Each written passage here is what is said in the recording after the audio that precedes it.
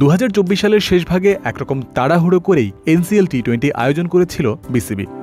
এটি শেষ হওয়ার মাত্র 6 দিন পরই আবার কিছুটা ধকল নিয়ে বিপিএল খেলতে নেমে পড়েছিলেন ক্রিকেটাররা। গত এনসিএলকে তাই বিপিএল এর প্রস্তুতি হিসেবে নিতে পেরেছিলেন ঘরোয়া ক্রিকেটাররা, তবে বিপিএল এর দল নির্বাচন বা ড্রাফট কোনো ক্ষেত্রেই তা অবদান রাখতে পারেনি। এবার সেই গ্যাপটাই পূরণ করতে চাইছে বাংলাদেশ ক্রিকেট বোর্ড। সে লক্ষ্যে বিপিএল এর আগে মোটামুটি 2 মাসের মতো সময় হাতে রেখে ন্যাশনাল লিগের টি-20 সংস্করণ আয়োজন করতে চায় বিসিবি। সেপ্টেম্বরের সেকেন্ড উইক থেকে টি-20 এনসিএলটা শুরু হবে। ওয়ালটন এখন দেশের সীমানা পেরিয়ে পৌঁছে গিয়েছে 50টিরও বেশি দেশে।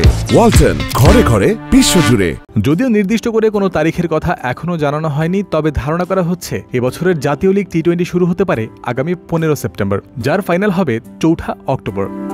এমন দিনক্ষণ থেকে একটা বিষয় স্পষ্ট হয়ে যায়, জাতীয় দলের ক্রিকেটাররা খেলতে পারবেন না এনসিএল এর শুরু থেকে, কেননা একই সময় চলমান থাকবে এশিয়া কাপও।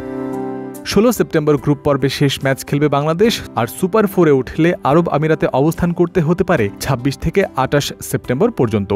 এনসিএল টি-20-র গত আসর সিলেট আন্তর্জাতিক ক্রিকেট স্টেডিয়ামের 2টি মাঠে অনুষ্ঠিত হয়েছিল, তবে চলতি বছর ব্যাপ্তি বাড়িয়ে তার 3টি ভেন্যুতে আয়োজন করতে চায় বোর্ড। বিসিবির একটি সূত্র ক্রিক ফ্রেন্সিকে জানিয়েছে এনসিএল এর ভেন্যু হতে চলেছে রাজশাহী, বগুড়া ও সিলেটে। না, এবার তো গতবার তো আমরা খুব অল্প সময়ের মধ্যে এটা করা হয়েছিল। এবার আমরা 3টা ভেন্যু অলরেডি চুজ করা হয়েছে। গ্রাউন্ডস কমিটির কাছে টুর্নামেন্ট কমিটি চেয়েছে, তো সেই হিসাবে টুর্নামেন্ট কমিটি আগাচ্ছে। আমার মনে হয় যে এটা কনফার্ম যে 3টা ভেন্যুতেই হবে এবার এনসিএল টি-20। এবারে এনসিএল টি-20-কে আগামী বিপিএল এর দল গোছানোর মঞ্চ হিসেবেই ব্যবহার করতে চায় ক্রিকেট বোর্ড। এই কথা আগেই জানিয়েছেন বোর্ড পরিচালক মাহবুব আনাম।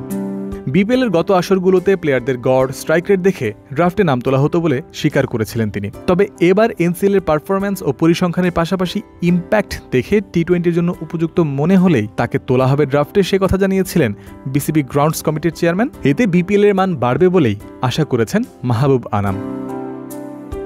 জয়ন্ত বিন্দু, ক্রিক ফ্রেন্সি।